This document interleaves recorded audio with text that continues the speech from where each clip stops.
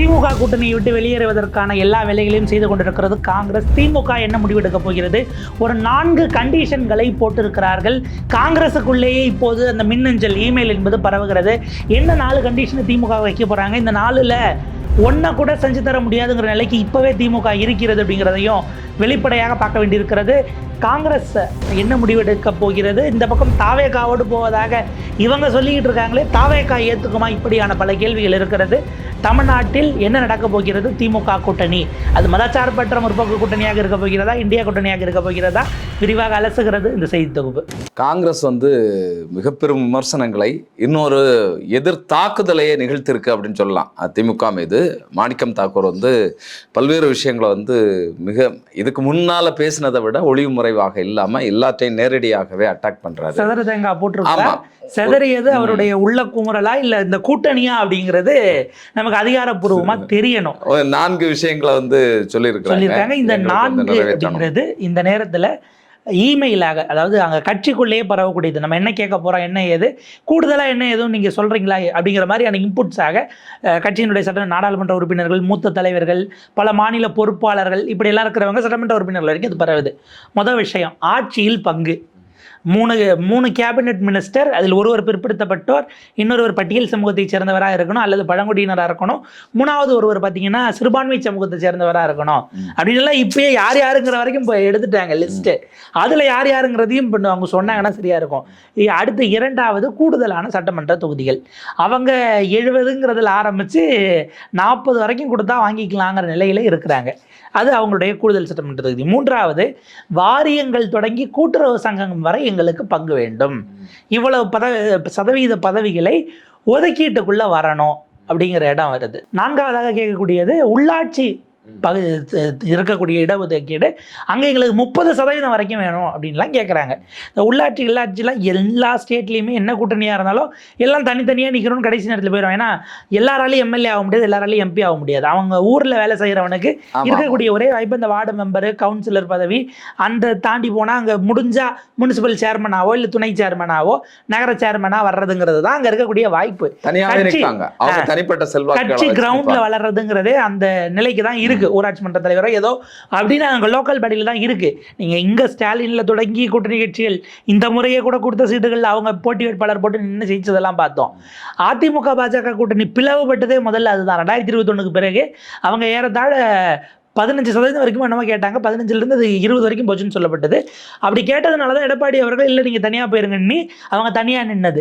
அண்ணாமலை 24 உடைச்சதான் எல்லாம் சொல்கிறாங்க. அதுக்கு முன்னாடி 22லேயே அந்த கூட்டணி உள்ளாட்சியிலேயே அவங்க தனியாக போயிட்டாங்கிறத பார்க்க முடியுது.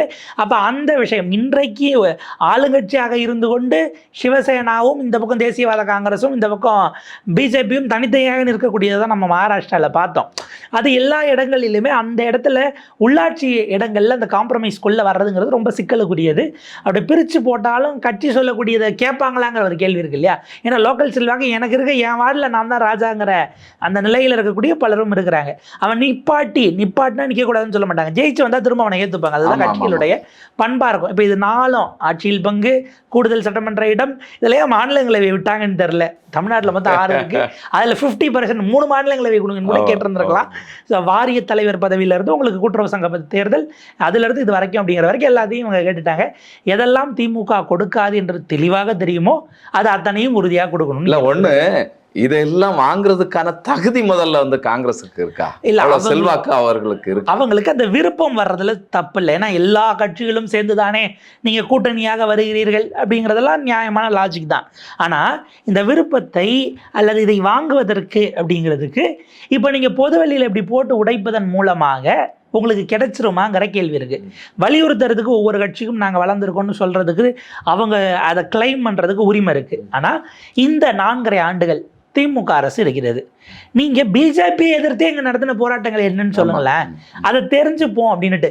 நீங்க தவிர்க்க முடியாத சக்தியாக இருந்தால், உங்ககிட்ட தவிர்க்க முடியாத அளவுக்கான அந்த வாக்கு வங்கி இருந்தால், திமுக உங்களை வெளியில போக விடாம உள்ள சேர்ப்பதற்கு எலெக்ஷன் முடிச்சு தரோனாச்சும் ஒரு ஆஃப் த ரெக்கார்ட்ல பேசுற அளவுக்கு வந்திருக்கணும். ஆனா அப்படி வரலனா நீங்க போதுமான அளவுக்கு அவர்களை அச்சுறுத்தக்கூடிய தவிர்க்க இயலாத சக்தின்னு நம்ப வைக்க முடியாத சூழ்நிலைக்கு உங்களுடைய செயல்பாடுகள் இருந்திருக்கு அப்படிங்கிறதா. நம்ம தகுதிங்கிற வார்த்தை பெரிய வார்த்தை, அவங்க உடனே அவங்களுக்கு மனம் புண்பட கூட வாய்ப்பு இருக்கு. தமிழ்நாடு முழுக்க பல கட்சிகள், நீங்க இப்போ கம்யூனிஸ்டுகள் மாநாடு நடத்தினாங்க, அந்த பக்கம் பார்த்தீங்கன்னா விசிகா மாநாடுகளை போட்டாங்க. காங்கிரஸ் கடைசியாக எப்போ மாநாடு நடந்துச்சு? தனிப்பட்ட முறையில் ஒரு செல்வாக்கை காட்டுவதற்கு அல்லது ஒரு காரண காரியத்திற்காக நீங்கள் தமிழ்நாடு முழுக்க திரும்பி பார்க்கக்கூடிய அளவுக்கான ஒரு செயல்பாடாக ஏதாவது சமீபத்தில் நடத்திருக்கல. மோடி கவர்மெண்ட் அவ்வளோ விஷயங்கள் செய்தில்லை. உங்களுக்கு ஏறத்தாழ 2 வாரத்துக்கு முன்னாடி தான் மகாத்மா காந்தி பேரணிக்கிறதுக்கு நீங்கள் போராட்டம் நடத்துறீங்க மாநிலம் முழுக்க இருக்க.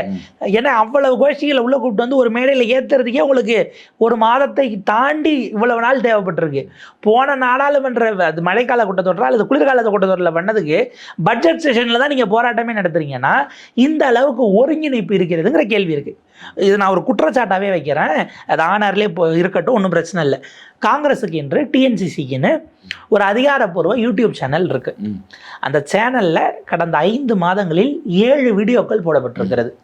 5 மாசத்துல 7 வீடியோ. அதுவும் வர இஷ்யூஸை சார்ந்தல்ல, தலைவர்கள் கூட்டத்தில் பேசினது, சத்தியமூர்த்தி பவன்ல எனது பிரஸ் மீட், இந்த மாதிரி ஒரு 7 வீடியோ வச்சிருக்கிறாங்க. எப்படி ஒரு 5 மாசத்துல 7 விஷயம் தான் நீங்க மக்களிடம் பேசுவதற்கு ஒரு இன்னைக்கு சோசியல் மீடியாவில் பிஜேபி ஒரு நாளைக்கு அவன் எவ்வளவு வீடியோ போட்டுக்கிட்டு இருக்கான், எவ்வளவு பரப்புரைகளை கொண்டு வரான். அதுல பாதி உண்மையா இருக்கலாம், பாதி உண்மையா இருக்கலாம், பாதிக்கு மேற்பட்டது பொய்யா இருக்கலாம். ஒரு கிளைம் பண்றான், ஒரு விஷயத்தை செட் பண்றதுக்கு அவன் ஒர்க் பண்றான்ல. இதை நீங்கள் எங்க செஞ்சீங்கிற கேள்வி இருக்கு இல்லையா? அவங்க கொடுக்கக்கூடிய பொய்களுக்கு அடுத்த அரை மணி நேரம் அல்லது 1 மணி நேரத்துக்குள்ள நீங்க சொல்ல கவுண்டர் கொடுக்க வேண்டாமா? நீங்க எப்படி சோசியல் மீடியாவை நடத்தணும் அப்படின்னு உங்களுக்கு வேணும் அப்படின்னா ஐஎன்சி கேரளாவோட ஹேண்டில் பாருங்க. அகில இந்திய அளவில் காங்கிரசினுடைய சமூக வலைதள கணக்கை விடவும் கேரளாவினுடைய கணக்கு அவ்வளவு மாசா இருக்கும். சரன்னு பதில் வந்துகிட்டு இருக்கும். தேடி எடுப்பாங்க, வர தகவல்களை போடுவாங்க, கேள்வி எழுப்புவாங்க, கேலி சித்திரங்கள் எல்லாத்தையும் உள்ள கொண்டு வருவாங்க. அதுதான் ஒரு லேண்ட்மார்க். நீங்க உங்களுடைய சக காங்கிரஸ் கேரளாவில் இருக்கக்கூடியதை பார்த்தாச்சும் நீங்க அதை கத்துக்கலாங்கிற விஷயம் இருக்கு. அப்போ இது இல்லை எதையாவது ஒன்று கன்வின்சிங்காக பண்ணீங்களாங்கிற கேள்வி இருக்கு. இது எதையுமே பண்ணாம நீங்க அதிகார பகிர்வு வேணும், சீட், இது 4த்தையும் இப்போ இப்படி பொது வழியில் போட்டு நீங்கள் சூரகா போடாமலே உள்ளறைக்குள் உங்களால் இதை பேசியிருக்க முடியும். இப்போ இதில் 2 பக்கமும் ஒரு விஷயம் இருக்குது. என்னென்னா, நாங்கள் 70 நாளாக காத்திருக்கோம்னு சொல்லக்கூடியவர்கள் இவ்வளோ நாள் நின்றுட்டோம், எங்கள் சுயமரியாதைக்கு இது இழுக்குன்னு வெளியில் போகிறோன்னு அறிவிக்காமல் இருக்கிறதும் அரசியல் தான். உங்களால் நம்பி மட்டும் நாங்கள் இல்லை, கூட்டணியில் எல்லாரும் வருவாங்க போவாங்க, நீங்கள் இவ்வளவு பேசிட்டீங்க, இருக்க வேண்டாம், வெளியில் போங்கன்னு திமுக சொல்லாததும் அரசியல் தான். அப்போ இந்த கூட்டணியுடைய தேவை என்னன்னு தெரிஞ்சதுனால தான் 2 பேரும் அதை மூவ் பண்ணிக்கிட்டு இருக்கிறீங்க. நீங்கள் திமுகவுக்கு எந்த வகையில் இவங்களுக்கு நம்ம கொடுத்தாச்சு, ஒன்று வெளியில் போகக்கூடாதுன்னா கொடுத்தாச்சு தக்க வைக்கணும் என்கிற சூழ்நிலையை திமுகவுக்கு உருவாக்க தவறியது யாருங்கிற கேள்வி இருக்கு இல்லையா? அவங்கள பொறுத்த வரைக்கும் அவங்க சொல்லுவாங்க. 2 உதாரணம். நாங்கள் 1900 இந்திரா காந்தி அவர்கள் 117 நின்னது, அதை ஒரு இது கோட் பண்ணுவாங்க 80களினுடைய இதில். அடுத்தது 2011 இவங்க நின்னதே 122 சீட்டு தான் நின்னாங்க. இவங்களுக்கு 63, பாட்டாளி மக்கள் கட்சி 30, விசிகா 10ன்னு நினைக்கிறேன். ஸோ இந்த இதில் கூட்டணி கட்சிகளுக்கே 100க்கும் மேலே கொடுத்துட்டு நின்னது. அந்த இது ரெண்டும் நாங்கள் தோற்றிருக்கிறோம், எங்களுடைய இதுபடி நாங்கள் இப்போ கொடுக்க முடியாதுங்கிற இடத்துக்கு அவங்க போவாங்க. அப்போ காங்கிரஸுக்கு 2 உதாரணம் இருக்குது. நீங்கள் ஒரு புதிய உதாரணத்தை செட் பண்ணணும் அப்படின்னா என்ன வச்சுருக்கிறீங்கிற கேள்வி இருக்குது இல்லையா? அது எதையுமே பண்ணாமல் எங்களுக்கு வந்துருச்சு. இப்போ அடுத்து மாணிக்கம் தாக்கூர் அவர்களுடைய நேற்றைய பேச்சு, அங்கே போடப்பட்ட விஷயங்கள் என்பது அதெல்லாம் பார்த்தீங்க அப்படின்னா நீங்கள் தான் துணை நிற்கிறீங்களா? ஏன் நீங்கள் பாராளுமன்றத்தில் சஸ்பெண்ட் ஆகலை அப்படின்னு கேட்குறாரு. நாடாளுமன்றத்தில் சஸ்பெண்ட் ஆவது மட்டும்தான் ஒரே அளவுகோல் நீங்கள் வைக்கிறீங்களா? நம்ம ரிவர்ஸில் கேட்டோம்னா, நாடாளுமன்ற கூட்டத்தொடர் நடக்கும்போது பிரதமர் வெளிநாடுகளுக்கு கிளம்பி போகிறாருங்கிற விமர்சனத்தை நீங்கள் வைக்கிறீங்களே, நாடாளுமன்ற கூட்டத்தொடர் நடக்கும்போது எதிர்க்கட்சி தலைவர் முழுமையாக இருந்து அட்டன் பண்ணுறாரா? அவர் ஃபாரின் டூர் போகிறது இல்லையா?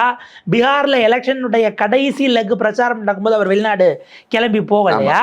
இதெல்லாம் யார் கேள்விக்குட்படுத்துவா? அப்போ நீங்கள் அங்கே கேள்வி கேட்கும்போது நீங்கள் அதை விட இன்னும் தீவிரமாக இங்கே வேலை பார்த்துட்டு கேட்டிங்கன்னா அது வேறையாக இருக்கிறது. உங்களுக்கு இவ்வளவு சிக்கல்கள் இருக்கும்போது இது எல்லாத்தையும் நீங்கள் சரிப்படுத்துறீங்களா? நேற்றைக்கு ஒரு சம்பவம் நடந்திருக்கு. இதில் இந்த காங்கிரஸுக்கான உதாரணத்தை நீங்கள் இங்கே இருந்தால் எடுக்கணும். தமிழ்நாட்டில் இருக்க கூட்டணிக்கு மட்டுமல்ல, கேரளாவுக்கே இருக்கக்கூடிய காங்கிரஸ்கே நேற்று வெடி வச்சிருக்கிறார் மணிசங்கர் ஐயர் அவர்கள். இதுல ஹைலைட், அவரும் கடந்த காலத்துல மயிலாடுதுறை எம்பி பிரவீன் சக்கரவர்த்தி மயிலாடுதுறை கேட்டு கொடுக்கலன்னு அவர் ஒரு பால் பிளே பண்ணிட்டு இருக்காரு. மணிசங்கர் ஐயர் ஒரு பேட்டி கொடுத்திருக்காப்புல, பினராயி விஜயனுடைய ஆட்சி மிக பிரமாதமாக இருக்கிறது. முன்னாள் மத்திய அமைச்சர், காங்கிரசினுடைய மூத்த தலைவர் பினராயி விஜயனுடைய மாடலை இன்றைக்கு இந்தியாவை திரும்ப பார்க்குது. மீண்டும் அவர்தான் முதலமைச்சராக ஜெயிப்பார் அப்படின்னு அவர் ஒரு சிறப்பு செய்தி இந்தியன் எக்ஸ்பிரஸ்ல போட்டாங்க. ஏற்கனவே வந்து கேரளத்தினுடைய முக்கியமான தலைவராக இருக்கக்கூடியவர் ரமேஷ் சென்னிதாலா, அப்புறம் இன்னொருத்தர் வந்து சதீசன். ஆமா, பாஜகவினுடைய கூட்டங்களுக்கெல்லாம் போயிட்டு இருக்கிறாரு, பேர் எனக்கு நினைவில்லை. அப்ப இப்படியான சூழல் இருக்குன்னு வைங்களேன். நீங்க கம்யூனிஸ்டுகள் பிஜேபியில் சேர்றதை விடவும் காங்கிரஸ்காரங்க ஈஸியா போய் சேர்ந்துருவாங்கிறது தனி விவாதம். அவர் சொல்றாரு, உங்க முன்னாள் தலைவர் இப்போ நீங்க உடனே என்ன பண்றீங்க, அதுக்கு மறுப்பு அதெல்லாம் இல்லை. அவருக்கும் எங்களுக்கும் நீண்ட நாட்களாக பழங்காலத்தில் இருந்துச்சு. இப்போ சமீப காலமாக எங்களுக்கு அவருக்கு தொடரவே இல்லை. அதாவது அங்கே இருக்க சுப்பிரமணிய சாமி மாதிரி அவருக்கு எங்களுக்கு சம்மந்தம் இல்லைன்னு கை கழுவுறாங்க. பவன் கேர் அவசரமாக வந்து ஒரு அகில இந்திய பொறுப்புகளில் இருக்காரு, அந்த அவங்களுடைய இந்த செய்தி தொடர்பில் அதனுடைய தலைவராக இருக்கும் பவன் கேரா வந்து அவருக்கும் சமீப காலத்தில் காங்கிரஸுக்கு சம்மந்தம் இல்லை, அது அவருடைய சொந்த கருத்து, கட்சியோட கருத்து இல்லைன்னு அவர் சொல்ல, அதை ஆமோதிக்க ஜெயராம் ரமேஷ் வந்து உண்மைதான் எல்டிஎஃப் யூடிஎஃப்குள்ளே இருக்கக்கூடிய இதெல்லாம் இதில் எல்டிஎஃப் மக்கள் விரட்ட தயாராகிட்டாங்கன்னு பதில் சொல்ல, இப்படி ஓடிக்கிட்டு இருக்கே தவிர நீங்கள் இங்கே உள்ளே இருக்க கூட்டணியை தாண்டி பக்கத்து ஸ்டேட் வரைக்கும் இந்த பிரச்சனையை கிளப்பக்கூடிய அளவுக்கு உங்கள் கூட்டணிக்குள்ளேயே நீங்கள் வெடியை கொளுத்தி போடுற அளவுக்கு தான் ஓடிக்கிட்டு இருக்குன்னு நம்ம பார்க்க வேண்டியது. மேற்கு வங்கத்துல கூட நம்ம மேற்கு வங்கத்துல ரொம்ப பிரமாதம். கம்யூனிஸ்டுகள் கூப்பிடுறாங்க ஒரு கூட்டணி ஒருங்கிணைச்சு அமைப்புன்னு. இல்ல, எங்களுடைய பலம் எங்களுக்கு தெரியும். 294 தொகுதிகளிலும் நாங்கள் தனித்தே நின்று ஆட்சியை பிடிக்கிறத எப்படி பிடிக்கிறோன்னு மட்டும் பாருங்க. எங்களுடைய பலம் பிரதேஷ் காங்கிரஸ் கமிட்டி, எங்களுடைய மேற்கு வங்க காங்கிரஸ் கமிட்டிக்கு உள்ள செல்வாக்கை பற்றி நீங்கள் தவறாக இடம் போட்டீங்கன்னு போட்டாங்க. இல்லை, தென் மாநிலங்களில் இதோட சொல்லி முடிச்சு விடுவாங்களா? அதற்கான ஏற்பாடுகளை பாஜகவினுடைய நபர்களாகவே இருந்து மாணிக்கம் தாக்கூர் மாதிரியான ஆட்கள் செஞ்சுட்டு இருக்காங்க. இல்லை, இப்போ அவர் தான் அடுத்த முறை எனக்கான எம்எல்ஏவோ எம்பியோ அந்த மாதிரியான விஷயங்கள். இப்போ என்னன்னா, நீங்கள் தாவேக்கா கூட வந்தால் 29ல் திரும்ப வந்தால் திமுக சேர்க்கக்கூடாதுன்னு திமுக இப்போ பேச ஆரம்பிச்சுக்கிறாங்க. நீங்கள் ராகுல் காந்தி பிரதமர் ஆகணும்னு அவங்களுக்கு ஒரு தேவை இருக்கும்போது மீடியனை தாண்டி போய் ஸ்வீட் வாங்கிட்டு வந்தார் இல்லையா? இப்போ ஸ்டாலினை திரும்ப ஆக்கணும் போது உங்களுடைய நடவடிக்கை அப்ரோச் எப்படி இருக்கிறது அப்படிங்கிற கேள்வியை எழுப்புறாங்க. இதில் இன்னொன்று, மாணிக்கம் தாகூரோ பிரவீன் சக்கரவர்த்தியோ நீங்கள் அங்கே கூட்டமெல்லாம் முடிச்சுட்டு வெளியில் வந்து ப்ரெஸ் மீட்டு கேசி வேணுகோபால் கொடுத்தாரு, கூட்டணி கொடுத்து யாரும் பொது வெளியில் பேசக்கூடாதுன்னு. அதுக்கு பிறகு பேசுனவங்க மேல என்ன நடவடிக்கை எடுத்தீங்க? அப்ப எதையுமே எடுக்கலன்னா உங்களை எப்படி கருத வேண்டி இருக்குங்கிற கேள்வி இருக்கு. இது தெரிந்து இதெல்லாம் ராகுல் காந்திக்கு தெரியாது அப்படின்னா, கடந்த காலத்துல ஊடகவியலாளர் நெல்சன் சேவியர் ஒரு முறை சொன்னதா சமூக வலைதளங்களை பதிவு பண்ணியிருந்தாங்க. ராகுல் காந்திக்கு ஒருவேளை இந்தியாவை ஆள்வது கூட எளிதாக கிடைத்து விடலாம், காங்கிரஸை ஆள்வது என்பது அவ்வளவு சாதாரணமாக வாய்த்து விடாது அப்படிங்கிற மாதிரியான ஒரு ஸ்டேட்மெண்ட். அது நீங்கள் கவனிச்சிங்கன்னா இன்றைக்கி அதுதான் நடந்துக்கிட்டு இருக்கு. எந்த ஸ்டேட்டு ஏதோ ஸ்டேட்டுக்கு சம்மந்தம் இல்லாதால உள்ளே போட்டு அங்கே குழப்பத்தை உண்டாக்கி இதெல்லாம் ஒரு பக்கங்கிற தாண்டி இப்போ அடுத்த கட்டத்துக்கு இதை கொண்டு போயிருக்கிறார்கள். திமுக மிக கடுமையாக இதற்கு எதிர்வினை ஆற்றப் போகிறது. ஏன்னா அப்புறம் நீங்கள் இவ்வளவு பேசின பிறகு இதுக்கப்புறம் உள்ளே சேர்த்தாலும் அது நஷ்டமாகத்தான் போகும் என்கிற இடத்திற்கு திமுக வந்து விட்டது. அவங்க இப்போவே அடுத்த 2026 தமிழ்நாட்டில் 2026 தேர்தலுக்கு பிறகு 2 முதலமைச்சர்கள் திமுகவுக்கு இருக்கும், காங்கிரஸும் புதுச்சேரியும்னு சமூக வலைதளங்களில் இயங்கக்கூடிய கட்சிக்காரர்கள் போட தொடங்கி இருக்கிறார்கள். இப்போ மாணிக்கம் தாகூர்லாம் யார், அவருக்கெல்லாம் பதில் சொல்ல முடியாது, டிகே சிலங்கோன்னு சொல்லுகிறார். மாணிக்கம் தாகூர் தான் யார் பதில் சொல்ல முடியாதுன்னா ஏன் பேச விடுறாங்கன்னு அடுத்து நீங்கள் காங்கிரஸை கேட்கக்கூடிய இடம் அப்படிங்கிறது வரும். இந்த இமெயில் பரப்பி இருப்பது ஒட்டு மொத்தமாக பார்க்க வேண்டியது. நாங்களா இந்தியா கூட்டணி உருவாக்குனதுல அந்த பெரிய பங்கு அப்படிங்கிற அந்த ஒரு கிளைம், டால் கிளைம் ஸ்டாலின் அவர்களுக்கு இருக்கு. அதை அவரே உடைச்சிட்டாரு, அவர் வெளியேற்றினால் அவர் உடைத்ததாக அது வந்து சேரும் என்பதற்காக காங்கிரஸ் காத்திருக்கிறது. நம்மளா வெளியில போறோம் அப்படின்னு கூடாது அப்படின்னு அவங்களும் நம்ம வெளியேற்றினதா இருக்கக்கூடாதுன்னு இவரும் இருக்கிறாங்க. ஆனால் நீங்க இதை தாமதப்படுத்த நேற்றைக்கு எடப்பாடி பழனிசாமி கேட்கிறாரு, இன்னமும் இந்த கூட்டணி அப்படி ஆயிருச்சு, அந்த கூட்டணி இப்படி ஆயிரும், இது உடஞ்சிரும், நிக்காது, இவ்வளவும் பேசி இன்னைக்கு யாருக்கு சிக்கல் இருக்கு? காங்கிரஸ் அந்த கூட்டணியில இருக்குமான்னு திமுகவுக்கே தெரியாது அப்படின்னு நேற்றைக்கு அவரு பவானி சக்கர்ல பின் பாயிண்டா அடிக்கிறாரு. இந்த விவாதம் திரும்ப திரும்ப திரும்ப தொடரும். இப்ப காங்கிரஸ்லயே ஒரு தாரார் இல்லை இந்த மாதிரிலாம் பேசக்கூடாதுன்னு பேசுகிறாங்க ஊடக வெளிகளில். ஆனால் அது பெரிய அளவுக்கு பரவுறதும் இல்லை, செய்தியாகிறதும் இல்லை. அதுதான் டெல்லியினுடைய குரலாங்கிறது இப்போ வரைக்கும் தெரியாதனால அவங்க பேசிக்கிட்டு இருக்கிறாங்க. ஆமா, அப்படின்னா டெல்லியினுடைய குரல் இது இல்லைன்னு சொன்னா அவங்க மறுக்கணும்ல, நடவடிக்கை எடுக்கணும்ல. ஏன் இவ்வளவு நாள் பேச விட்டீங்கிற கேள்வி இருக்கு இல்லையா? ஒரு பைஜெயந்த் பாண்டான்னு ஒருத்தர் வராரு, அவரா போய் எல்லா கூட்டணி கட்சிகளையும் தனித்தனியாக சந்திக்கிறாருங்கிறத எடப்பாடி விரும்பலை அப்படிங்கிற மாதிரியான விஷயம் போன பிறகு திரும்ப பியூஷ் கோயலை அவங்க இறக்கி மாற்றி விட்டுறாங்கல்ல. கிரீஷ் சோடங்கர் வந்த பிறகு அவர் வந்து ஃபார்மலாக சும்மா பார்க்கணும், கர்டசி விசிட்னு சொல்லிட்டு போய் 70 சீட்டுக்கான தொகுதிகள்னு எங்களுடைய உத்தேச வேட்பாளர் பட்டியலில் கொடுத்த பிறகு தான் திமுக உங்களை நீங்கள் ஃபார்மலாக முதல் முறையாக பொறுப்பாளராக போட்டிருக்காங்க, பார்க்கணும் நீங்கன்னு கூப்பிட்டோம். இதெல்லாம் வேண்டான்ட்டு தான் அவங்க அதோடு நிப்பாட்டினது. அவருக்கு அப்புறம் அவரை எங்கேஜ் பண்ணாமல் விட்டது. இப்போ சோடங்கர் ஒன்று இங்கே பயணங்களில் வராரா போகிறாரா எதுவும் தெரியல. எங்கே இருந்தாலும் பிடிச்சி ஏதாவது பேட்டிக்கிட்டே எடுத்து போடக்கூடியது நடக்கிறது. இவ்வளவும் நீங்கள் பண்ணுறீங்களே, தாவேகா தலைவர் விஜயை நீங்கள் பார்த்து விட முடியுமான ஒரு கேள்வி இருக்குல்ல. பலரும் அவ்வளோ ஆவலாக இருக்கிறீங்க, கூப்பிட்டாலும் அவர் கூட என்ன சேர்ந்து வருவீங்க அப்படிங்கிறது இருக்கிறது. ஏதோ ஒரு வகையில் தாவேகா அல்லது காங்கிரஸ் இணைவது அப்படிங்கிறது அட்லீஸ்ட் அது எவ்வளோக்கு எவ்வளோ வருதோ அவங்கள அனுப்பிட்டா அடுத்து என்ன திட்டம் அப்படிங்கிறத இவங்க பார்க்கறதுக்கு வாய்ப்பு இருக்குது. பார்ப்போம் இது எப்படி போகுது. கூடிய விரைவில் நமக்கு தெரிய வரும் என்னவா இது உருமாறி வருகிறது அப்படிங்கிறது. உருமாறிய காங்கிரஸ் 2016 கலைஞர் சொன்னார், மக்கள் நல கூட்டணி எல்லாம் முடிஞ்சு அவர் எதிர்க்கட்சி தலைவர் ஆன போதும் முதல் முறையாக கம்யூனிஸ்டுகள் இல்லாமல் சட்டமன்றம் அமைய போகிறது, அது கொஞ்சம் வருத்தமாக இருக்குது அப்படின்னாரு. கதர்கள் இல்லாத சட்டமன்றம் உருவாக போகிறதா அப்படிங்கிற கேள்வி இருக்குது. அப்படி வந்தால் அது காங்கிரஸினுடைய நடவடிக்கைகள் தான் காரணமாக இருக்கும். திமுக வரலாம் வராமல் போகலாம், அவங்க அதை எப்படி சமன்படுத்துகிறாங்கிறத பொறுத்திருந்து பார்ப்போம்.